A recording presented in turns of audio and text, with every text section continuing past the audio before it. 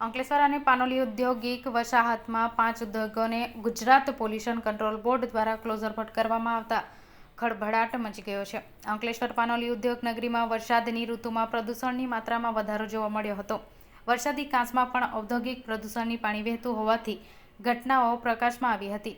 જોકે જીપીસીબી દ્વારા પ્રદૂષણ ફેલાવતા ઉદ્યોગો સામે લાલા કરવામાં આવી હતી અને જે તે વખતે 60 મિનિટ પાણી વરસાદી પાણી સાથે છોડતા અંકલેશ્વરના ગણેશ રેમેડીઝ, બોની કેમિકલ, વિહિતા કેમ 2 અને શ્રી સલ્ફ્યુરિક કંપની તેમજ પાનોલી જીઆઈડીસીની બજાજ હેલ્થકેર કંપની ઝડપી પાડી હતી અને સાથે સ્થળ નોટિસ આપી સેમ્પલ લેબમાં પૃથ્થકરણ માટે મોકલી આપ્યા હતા. તેમજ વડી કચેરીએ રિપોર્ટ કરાવવામાં આવ્યો હતો. જે રિપોર્ટ આધારે અંતે વડી કચેરી દ્વારા ગણેશ રેમેડીઝ, બોની કેમિકલ, વિહિતા અને કેમ 2, શ્રી સલ્ફ્યુરિક કંપની તેમજ પાનોલી જીઆઈડીસીની બજાજ હેલ્થકેર કંપનીના તાત્કાલિક ક્લોઝર નોટિસ ફટકારવામાં આવી હતી અને તેમાં પાણી, ડ્રેનેજ અને વીજ જોડાણ કાપી નાખવાનો હુકમ કર્યો હતો.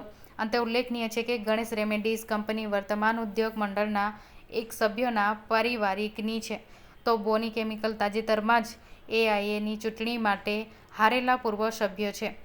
ત્યારે ચૂંટણી પૂર્વ જાહેરમાં ઔદ્યોગિક વસાહતમાં આવતા પર્યાવરણવાદી અને પત્રકાર દ્વારા મુદ્દે ધમકી ભરી ચીમકી પણ ઉચ્ચારી હતી. ત્યારે શહેરમાં બોલ બચ્ચન કરનાર આ કોર્પોરેટ નેતાની જ કંપનીને ક્લોઝર મળતા પ્રદૂષણ ફેલાતું કોઈ પણ મોટા માથા હોય તેને પણ ના છોડી જીપીસીબીએ પોતાની કડકાઈ દખાવી હતી.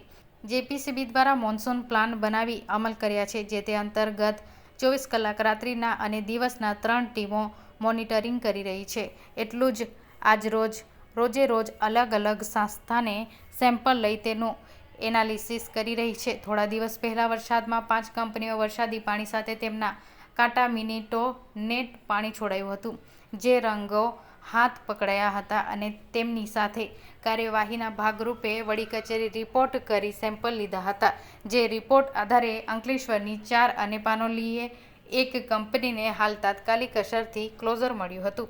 જીપીસીબી દ્વારા 1.5 મહિના પૂર્વ મોન્સૂન પ્લાન અમલીકરણ કરી 24 કલાક 7 દિવસ રાઉન્ડ ધ ક્લોક મોનિટરિંગ શરૂ કર્યું હતું. જે અંતર્ગત અત્યાર સુધી 10થી વધુ નામાંકિત કંપનીઓ વરસાદી પાણી સાથે રાસાયણિક પાણી છોડતા ઝડપી પાડી હતી અને તેમની સામે વડી કચેરીમાં રિપોર્ટ કરતા તાત્કાલિક અસરથી ક્લોઝર નોટિસ ફટકારી હતી.